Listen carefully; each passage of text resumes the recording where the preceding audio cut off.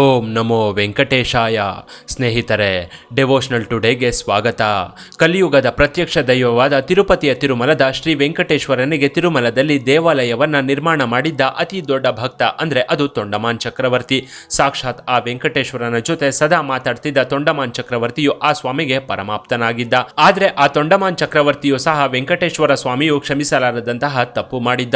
ಅದು ಎಂಥ ತಪ್ಪು ಅಂದರೆ ತೊಂಡಮಾನ್ ಚಕ್ರವರ್ತಿ ಮಾಡಿದ ತಪ್ಪಿಗೆ ಶ್ರೀನಿವಾಸನನ್ನು ನಾವು ಇಂದು ಜೀವಂತವಾಗಿ ನೋಡೋದಕ್ಕೆ ಸಾಧ್ಯವಾಗದೆ ವಿಗ್ರಹ ರೂಪದಲ್ಲಿ ನೋಡ್ತಿದ್ದೇವೆ. ಅಷ್ಟಕ್ಕೂ ತೊಂಡಮಾನ್ ಚಕ್ರವರ್ತಿ ಮಾಡಿದ ತಪ್ಪೇನು, ತಿರುಮಲದಲ್ಲಿ ವೆಂಕಟೇಶ್ವರನು ವಿಗ್ರಹ ರೂಪ ಧರಿಸೋಕೆ ಕಾರಣವೇನು ಅನ್ನೋದನ್ನ ಈ ವಿಡಿಯೋದಲ್ಲಿ ಹೇಳ್ತೀನಿ ನೋಡಿ. ಪೂರ್ವದಲ್ಲಿ ಕೂರ್ಮ ಎಂಬ ಬಡ ಬ್ರಾಹ್ಮಣನೊಬ್ಬ ವೆಂಕಟೇಶ್ವರನ ಪರಮ ಭಕ್ತನಾಗಿದ್ದ. ಈತನಿಗೆ ತನ್ನ ತಂದೆ ಅಂದ್ರೆ ಎಲ್ಲಿಲ್ಲದ ಪ್ರೀತಿ. ಆದರೆ ಈತನ ತಂದೆ ಸ್ವರ್ಗಸ್ಥನಾದ ಮೇಲೆ ತಂದೆಯ ಅಸ್ಥಿಯನ್ನ ಕಾಶಿಯ ಗಂಗೆಯಲ್ಲಿ ಸೇರಿಸಬೇಕು ಅಂತ ಹೆಂಡತಿ ಮಕ್ಕಳ ಸಮೇತ ಕಾಶಿಗೆ ಹೊರಟಿದ್ದ. ಹೀಗೆ ಕಾಶಿಗೆ ಹೊರಟಿದ್ದ ವೇಳೆ ಕೂರ್ಮನ ಹೆಂಡತಿ ಗರ್ಭವತಿಯಾಗಿದ್ಲು. ಮುಂದೆ ಆಕೆ ನಡೆಯದ ಪರಿಸ್ಥಿತಿ ಎದುರಾಗುತ್ತೆ. ಇದರಿಂದ ಕೂರ್ಮನಿಗೆ ಏನು ಮಾಡಬೇಕು ಅಂತ ಗೊತ್ತಾಗೋದಿಲ್ಲ. ಒಂದು ಕಡೆ ತನ್ನ ತಂದೆಯ ಅಸ್ಥಿಯನ್ನ ಗಂಗೆಯಲ್ಲಿ ವಿಸರ್ಜಿಸಬೇಕು, ಇನ್ನೊಂದು ಕಡೆ ತನ್ನ ಹೆಂಡತಿ ಮಕ್ಕಳ ಸುಖವೂ ಮುಖ್ಯ. ಇಂತಹ ಸನ್ನಿವೇಶದಲ್ಲಿ ಕೂರ್ಮನಿಗೆ ಏನು ಮಾಡಬೇಕು ಅಂತ ತಿಳಿಯದೆ ಒದ್ದಾಡಿ ಹೋಗಿದ್ದ. ತನ್ನ 5 ವರ್ಷದ ಮಗು ಹಾಗೂ ಹೆಂಡತಿಯನ್ನ ಎಲ್ಲಿ ಬಿಡಬೇಕು ಅನ್ನೋದು ಆತನಿಗೆ ಗೊತ್ತಾಗ್ಲಿಲ್ಲ. ಆಗ್ಲೇ ಕೂರ್ಮನಿಗೆ ತೊಂಡಮಾನ್ ಚಕ್ರವರ್ತಿಯ ನೆನಪಾಗಿತ್ತು. ತೊಂಡಮಾನ್ ಚಕ್ರವರ್ತಿಯು ಜನರ ಸುಖ ಸಂತೋಷಗಳನ್ನ ನೋಡಿಕೊಳ್ತಿದ್ದ. ಹೀಗಾಗಿ ಕೂರ್ಮನು ತೊಂಡಮಾನ್ ಚಕ್ರವರ್ತಿಯ ಬಳಿ ಹೋಗುತ್ತಾನೆ. ತೊಂಡಮಾನನ ಅರಮನೆಗೆ ಹೋದ ಕೂರ್ಮನು ಚಕ್ರವರ್ತಿಗೆ ನಮಸ್ಕರಿಸಿ ಹೀಗೆ ಹೇಳ್ತಾನೆ, ಅಯ್ಯ, ನಾನು ನನ್ನ ತಂದೆಯ ಅಸ್ಥಿಯನ್ನ ಗಂಗೆಯಲ್ಲಿ ವಿಸರ್ಜನೆ ಮಾಡೋಕೆ ಕಾಶಿಗೆ ಹೊರಟಿದ್ದೆ. ಆದ್ರೆ ಗರ್ಭವತಿಯಾದ ನನ್ನ ಪತ್ನಿ ಹಾಗೂ ನನ್ನ ಮಗು ನಡೆಯೋದಕ್ಕೆ ಆಗದೆ ಒದ್ದಾಡಿ ಹೋಗ್ತಿದ್ದಾರೆ. ಹೀಗಾಗಿ ನಾನು ಕಾಶಿಯಿಂದ ಹಿಂತಿರುಗಿ ಬರೋವರೆಗೂ ಅವರನ್ನು ನಿಮ್ಮ ರಕ್ಷಣೆಯಲ್ಲೇ ಇಟ್ಕೊಳ್ಬೇಕು ಅಂತ ತೊಂಡಮಾನನ ಹತ್ರ ಕೂರ್ಮನು ವಿನಂತಿಸಿಕೊಂಡಿದ್ದ.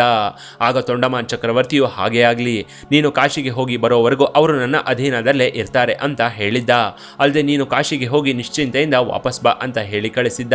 ತೊಂಡಮಾನನ ಮಾತು ಕೇಳಿದ ಕೂರ್ಮನು ಸಂತೋಷದಿಂದ ಹೆಂಡತಿ ಮಕ್ಕಳನ್ನ ಅರಮನೆಯಲ್ಲೇ ಬಿಟ್ಟು ಕಾಶಿಗೆ ತೆರಳಿದ್ದ. ಹೀಗೆ ಕೂರ್ಮನು ಕಾಶಿಗೆ ಹೋಗ್ತಿದ್ದಂತೆ ತೊಂಡಮಾನ್ ಚಕ್ರವರ್ತಿಯು ತನ್ನ ಅರಮನೆಯ ಎತ್ತರವಾದ ಒಂದು ಭವನದಲ್ಲಿ ಕೂರ್ಮನ ಹೆಂಡತಿ ಹಾಗೂ ಮಗುವನ್ನ ಇಟ್ಟು ಅವರಿಗೆ 3 ತಿಂಗಳಿಗೆ ಬೇಕಾಗುವಷ್ಟು ಸರಕು ಸಾಮಗ್ರಿಗಳನ್ನು ಕೊಟ್ಟು ಆ ಭವನಕ್ಕೆ ರಾಜಭಟರನ್ನ ಕಾವಲಿಟ್ಟಿದ್ದ. ಅಲ್ಲಿಗೆ ಯಾರೂ ಹೋಗಬಾರದು ಅಂತ ತೊಂಡಮಾನ್ ಚಕ್ರವರ್ತಿಯು ಕಟ್ಟುಪಾಡು ವಿಧಿಸಿದ್ದ. ಹೀಗೆ ಕೆಲವು ದಿನಗಳಾದ ಮೇಲೆ ತೊಂಡಮಾನ್ ಚಕ್ರವರ್ತಿಯು ಅವರ ಬಗ್ಗೆ ಮರೆತು ಹೋಗ್ತಾನೆ. ಆ ರಾಜಭವನದಲ್ಲಿದ್ದ ಕೂರ್ಮನ ಹೆಂಡತಿ ಹಾಗೂ ಮಗುವಿನ ಯೋಗಕ್ಷೇಮವನ್ನು ವಿಚಾರಿಸೋಕೆ ಯಾರೂ ಇರೋದಿಲ್ಲ. ಹೀಗೆ 1 ವರ್ಷ ಕಳೆದು ಹೋಗುತ್ತೆ. ಇತ್ತ ಕಾಶಿಗೆ ಹೋಗಿದ್ದ ಕೂರ್ಮನು 1 ವರ್ಷದ ಬಳಿಕ ಯಾತ್ರೆ ಮುಗಿಸಿಕೊಂಡು ತೊಂಡಮಾನ್ ಚಕ್ರವರ್ತಿಯ ಅರಮನೆಗೆ ಬಂದಿದ್ದ. ಹೀಗೆ ಬಂದ ಕೂರ್ಮನು ತನ್ನ ಹೆಂಡತಿ ಹಾಗೂ ಮಗುವಿನ ಬಗ್ಗೆ ಕೇಳಿದ್ದ. ಹಾಗೂ ತೊಂಡಮಾನ್ ಚಕ್ರವರ್ತಿ ಸ್ವಲ್ಪ ಸಮಯ ಯೋಚಿಸಿದ ಬಳಿಕ ಕೂರ್ಮನ ಹೆಂಡತಿ ಹಾಗೂ ಮಗುವಿನ ನೆನಪಾಗುತ್ತೆ. ಆಗ ಕೂರ್ಮನ ಮಾತಿಗೆ ಏನು ಉತ್ತರ ಕೊಡಬೇಕು ಅಂತ ತಿಳಿಯದ ತೊಂಡಮಾನನು, ನಿನ್ನ ಹೆಂಡತಿ ಹಾಗೂ ಮಗು ಕ್ಷೇಮವಾಗಿದ್ದಾರೆ. ನೀನು ಕಾಶಿಗೆ ತೆರಳುವಾಗ ನಿನ್ನ ಹೆಂಡತಿ ಗರ್ಭವತಿಯಾಗಿದ್ಲು ಅಲ್ವಾ, ಈಗ ಆಕೆ ಹೆಣ್ಣು ಮಗುವಿಗೆ ಜನ್ಮ ಕೊಟ್ಟಿದ್ದಾಳೆ ಅಂತ ತೊಂಡಮಾನ್ ಚಕ್ರವರ್ತಿಯು ಕೂರ್ಮನಿಗೆ ಸುಳ್ಳು ಹೇಳಿದ್ದ. ಆದರೆ ಒಂದು ವಿಷಯ, ಅವರು ವೆಂಕಟಾಚಲದ ಶ್ರೀನಿವಾಸನ ದರ್ಶನಕ್ಕೆ ಹೋಗಿದ್ದು ಶೀಘ್ರವಾಗಿ ವಾಪಸ್ ಬರ್ತಾರೆ ಅಂತ ತೊಂಡಮಾನನು ಕೂರ್ಮನಿಗೆ ಹೇಳಿದ. ಅಲ್ಲಿಯವರೆಗೂ ನೀನು ನನ್ನ ಅರಮನೆಯಲ್ಲೇ ವಿಶ್ರಾಂತಿ ತಗೋ ಅಂತ ತೊಂಡಮಾನನು ಕೂರ್ಮನಿಗೆ ಹೇಳಿ ಕಳಿಸಿದ್ದ. ತೊಂಡಮಾನನ ಮಾತು ಕೇಳಿ ಕೂರ್ಮನು ಅಲ್ಲಿಂದ ಹೊರಟು ಹೋಗುತ್ತಿದ್ದಂತೆ ತೊಂಡಮಾನ್ ಚಕ್ರವರ್ತಿಗೆ 1 ವರ್ಷದ ಹಿಂದೆ ತಾಯಿ ಹಾಗೂ ಮಗುವನ್ನು ಇಟ್ಟಿದ್ದ ಭವ್ಯ ಭವನದ ನೆನಪಾಗುತ್ತೆ. ಕೂಡಲೇ ಅಲ್ಲಿ ಹೋಗಿ ನೋಡಿದಾಗ ತೊಂಡಮಾನ್ ಚಕ್ರವರ್ತಿಗೆ ಹೃದಯಾಘಾತವೇ ಆದಂತಾಗುತ್ತೆ.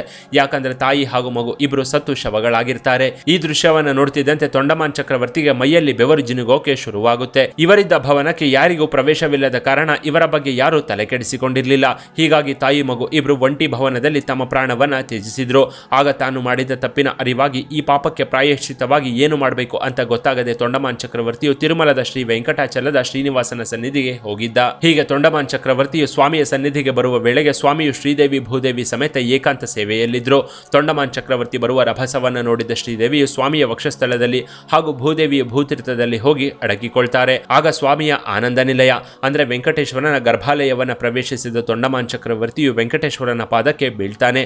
ಸ್ವಾಮಿ, ನೀನೇ ನನ್ನ ಕಾಪಾಡಬೇಕು ಅಂತ ನಡೆದ ಘಟನೆಯನ್ನೆಲ್ಲ ವೆಂಕಟೇಶ್ವರ ಸ್ವಾಮಿಯ ಹತ್ರ ತೊಂಡಮಾನ್ ಚಕ್ರವರ್ತಿ ಹೇಳ್ತಾನೆ. ತೊಂಡಮಾನ್ ಚಕ್ರವರ್ತಿಯ ಮಾತು ಕೇಳಿದ ವೆಂಕಟೇಶ್ವರ ಸ್ವಾಮಿಯು, ನೀನು ಎಂಥ ಘೋರ ಪಾಪವನ್ನು ಮಾಡಿದೆ ತೊಂಡಮಾನ್, ಆಶ್ರಯ ಕೊಡ್ತೀನಿ ಅಂತ ಅವರ ಪ್ರಾಣ ಕಳೆದುಕೊಳ್ಳೋ ಹಾಗೆ ಮಾಡಿದ್ದೀಯಾ. ಈ ಜಗತ್ತಿನಲ್ಲಿ ನಿನಗಿಂತಲೂ ಕ್ರೂರಿ ಯಾರೂ ಇಲ್ಲ ಅಂತ ತೊಂಡಮಾನ್ ಚಕ್ರವರ್ತಿಯ ಮೇಲೆ ಶ್ರೀನಿವಾಸನು ಕೋಪಗೊಂಡಿದ್ದ. ಆಗ ತೊಂಡಮಾನ್ ಚಕ್ರವರ್ತಿಯು, ಸ್ವಾಮಿ, ನನ್ನನ್ನ ಕ್ಷಮಿಸಿ, ಈ ಪಾಪದಿಂದ ನನ್ನನ್ನ ಕಾಪಾಡಿ, ಈ ಸಂಕಷ್ಟದಿಂದ ನನ್ನನ್ನು ಪಾರು ಮಾಡಿ ಅಂತ ಸ್ವಾಮಿಯ ಪಾದದ ಬಳಿ ಬೀಳ್ತಾನೆ.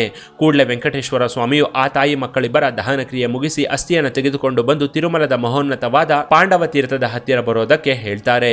ಸ್ವಾಮಿ ಹೇಳಿದಂತೆ ತೊಂಡಮಾನ್ ಚಕ್ರವರ್ತಿಯು ದಹನ ಕ್ರಿಯೆ ಮುಗಿಸಿ ಪಾಂಡವ ತೀರ್ಥಕ್ಕೆ ಅಸ್ಥಿಯನ್ನು ತೆಗೆದುಕೊಂಡು ಬರ್ತಾನೆ. ನಂತರ ಸಾಕ್ಷಾತ್ ಆ ವೆಂಕಟೇಶ್ವರ ಸ್ವಾಮಿಯೇ ಪಾಂಡವ ತೀರ್ಥದಲ್ಲಿ ಮುಳುಗಿ ಮೇಲೆದ್ದು ಆ ಅಸ್ಥಿಯ ಮೇಲೆ ತೀರ್ಥವನ್ನ ಚಿಮುಕಿಸುತ್ತಾರೆ. ಹೀಗೆ ವೆಂಕಟೇಶ್ವರ ಸ್ವಾಮಿಯು ನೀರನ್ನು ಚಿಮುಕಿಸುತ್ತಿದ್ದಂತೆ ತಾಯಿ ಮಕ್ಕಳು ಬದುಕಿ ಬರ್ತಾರೆ. ತೊಂಡಮಾನನು ಕೂರ್ಮನ ಬಳಿ ನಿನಗೆ ಹೆಣ್ಣು ಮಗು ಆಗಿದೆ ಅಂತ ಸುಳ್ಳು ಹೇಳಿದ ಕಾರಣ ವೆಂಕಟೇಶ್ವರ ಸ್ವಾಮಿಯು ಆ ತಾಯಿಯ ಗರ್ಭದಲ್ಲಿ ಮರಣಿಸಿದ್ದ ಮಗುವನ್ನ ಸಹ ಬದುಕಿಸುತ್ತಾರೆ. ಇದರಿಂದ ಸಂತೋಷಗೊಂಡ ತೊಂಡಮಾನ್ ಚಕ್ರವರ್ತಿಯು ತಾಯಿ ಮಕ್ಕಳನ್ನ ಕರೆದುಕೊಂಡು ಹೋಗಿ ಕೂರ್ಮನ ಹತ್ರ ಸೇರಿಸ್ತಾರೆ. ಅಂದಿನಿಂದ ತಿರುಮಲದ ಈ ಪಾಂಡವ ತೀರ್ಥವನ್ನ ಅಸ್ಥಿ ತೀರ್ಥ ಅಂತ ಕರೆಯೋದಕ್ಕೆ ಜನ ಶುರು ಮಾಡ್ತಾರೆ. ಇನ್ನು ಕೂರ್ಮನ ಈ ತಪ್ಪಿಗೆ ವೆಂಕಟೇಶ್ವರನು ನೊಂದು ಹೀಗೆ ಹೇಳ್ತಾನೆ, ತೊಂಡಮಾನ್, ನನ್ನ ಭಕ್ತ ಅಂತ ನೀನು ಮಾಡಿದ ಪ್ರತಿ ಅಪರಾಧವನ್ನ ನಾನು ಕ್ಷಮಿಸ್ತಾ ಬಂದಿದ್ದೇನೆ. ನಾನಿದ್ದೇನೆ ಅನ್ನೋ ಧೈರ್ಯದಿಂದ ನೀನು ಪಾಪಗಳನ್ನ ಮಾಡ್ತಾ ಬಂದಿದ್ದೀಯಾ. ಇನ್ನು ಮುಂದೆ ನಿನಗಾಗಲಿ ಅಥವಾ ಮಾನವ ಮಾತ್ರರಿಗಾಗ್ಲಿ ನಾನು ಕಾಣಿಸೋದಿಲ್ಲ. ಬದಲಾಗಿ ಶಿಲಾ ರೂಪದಲ್ಲಿ ಮಾತ್ರ ಭಕ್ತರಿಗೆ ನಾನು ದರ್ಶನ ಕೊಡ್ತೀನಿ. ನನ್ನ ಶಿಲೆ ಅಂತ ಭಾವಿಸಿ ನೋಡೋರಿಗೆ ನಾನು ಶಿಲೆಯಾಗೆ ಕಾಣಿಸ್ತೀನಿ. ಆದ್ರೆ ನನ್ನ ನಿಜ ಭಾವನೆಯಲ್ಲಿ ಯಾರು ನೋಡ್ತಾರೋ ಅವರಿಗೆ ನಾನು ಸದಾ ನಗ್ತಾ ದರ್ಶನ ಭಾಗ್ಯ ಕೊಡ್ತೀನಿ ಅಂತ ವೆಂಕಟೇಶ್ವರ ಸ್ವಾಮಿಯು ಹೇಳ್ತಾರೆ. ಹೀಗೆ ಹೇಳಿದ ಕೂಡಲೇ ತಿರುಮಲ ಗರ್ಭಾಲಯದಲ್ಲಿ ವೆಂಕಟೇಶ್ವರ ಸ್ವಾಮಿಯು ಶಿಲಾರೂಪವನ್ನ ಧರಿಸಿ ಬಿಡ್ತಾರೆ. ಹೀಗೆ ತೊಂಡಮಾನ್ ಚಕ್ರವರ್ತಿ ಅಂದು ಮಾಡಿದ ತಪ್ಪಿಗೆ ಇಂದು ಸಹ ನಾವು ವೆಂಕಟೇಶ್ವರನನ್ನ ಶಿಲಾರೂಪದಲ್ಲೇ ನೋಡ್ತಿದ್ದೇವೆ. ಇನ್ನು ಕಳೆದ ವಿಡಿಯೋದಲ್ಲಿ ಹೇಳಿದಂತೆ ತಿರುಮಲ ಗರ್ಭಾಲಯದಲ್ಲಿರೋ ವೆಂಕಟೇಶ್ವರ ಸ್ವಾಮಿಯು ಶಿಲೆಯಲ್ಲ, ಅದು ಸಾಕ್ಷಾತ್ ಆ ದೇವರೇ ನಿಂತು ಭಕ್ತರನ್ನ ಕರುಣಿಸ್ತಿರೋ ಕರುಣಾಮಯಿ. ನಕೃತಂ ದೈವ ಸಂಗೈಶ್ಚ ನಕೃತಂ ವಿಶ್ವಕರ್ಮಣ ಸ್ವೇಚ್ಛೆಯಾತ್ ಕ್ರೀಡತೆ ತತ್ರ ಇಚ್ಛಾರೂಪಾಂ ವಿರಾಜಿತಾಹ. ತಿರುಮಲದಲ್ಲಿರೋ ವೆಂಕಟೇಶ್ವರನನ್ನ ದೇವತೆಗಳು ಯಾರು ಕೆತ್ತಿದ್ದಲ್ಲ, ವಿಶ್ವಕರ್ಮ ಕೆತ್ತಿದ್ದಲ್ಲ. ತನ್ನಷ್ಟಕ್ಕೆ ತಾನೇ ಭಕ್ತರನ್ನ ಉದ್ಧರಿಸೋಕೆ ನಿಂತ ದಿವ್ಯ ಮೂರ್ತಿಯದು. ವೆಂಕಟೇಶ್ವರನ ಪಾದದಾಸರಿಗೆ ಜೀವನದಲ್ಲಿ ಕಷ್ಟಗಳೇ ಇರೋದಿಲ್ಲ ಅನ್ನೋದು ಕಲಿಯುಗದ ಸತ್ಯ. ಮೊದಲೆಲ್ಲ ಇಚ್ಛಾರೂಪಿಯಾಗಿ ದೇವರು ಓಡಾಡಿಕೊಂಡು ಭಕ್ತರಿಗೆ ದರ್ಶನ ಭಾಗ್ಯ ಕೊಡ್ತಿದ್ದು ತೊಂಡಮಾನ್ ಚಕ್ರವರ್ತಿ ಮಾಡಿದ ತಪ್ಪಿನಿಂದಲೇ ಇಂದಿಗೂ ಆ ಸ್ವಾಮಿಯನ್ನ ನಾವು ಶಿಲಾರೂಪದಲ್ಲಿ ನೋಡ್ತಿದ್ದೇವೆ. ಹೀಗಾಗಿ ನೀವು ತಿರುಮಲಕ್ಕೆ ಹೋದ್ರೆ ಆ ವೆಂಕಟೇಶ್ವರನು ಜೀವಂತವಾಗಿ ಅಲ್ಲಿ ನಿಂತಿದ್ದಾನೆ ಅಂತ ಭಾವಿಸಿ ದರ್ಶನ ಮಾಡ್ಕೊಳ್ಳಿ. ಅಲ್ಲಿರೋದು ಕಲ್ಲಿನ ವಿಗ್ರಹ ಅನ್ನೋ ಭಾವನೆಯಿಂದ ಮಾತ್ರ ದೇವರ ದರ್ಶನವನ್ನ ಮಾಡ್ಕೋಬೇಡಿ. ಇನ್ನು ಈ ವಿಡಿಯೋ ಬಗ್ಗೆ ನಿಮ್ಮ ಅಭಿಪ್ರಾಯವನ್ನ ಕಾಮೆಂಟ್ ಮಾಡಿ. ಇನ್ನಷ್ಟು ಇಂಟ್ರೆಸ್ಟಿಂಗ್ ವಿಡಿಯೋಗಳಿಗಾಗಿ ಡೆವೋಷನಲ್ ಟುಡೇ ಚಾನೆಲ್ ನ ವಿಸಿಟ್ ಮಾಡಿ ಅಂತ ಹೇಳ್ತಾ ಶ್ರೀ ವೆಂಕಟೇಶ್ವರ ಚರಣಂ ಶರಣಂ ಪ್ರಪದ್ಯೆ.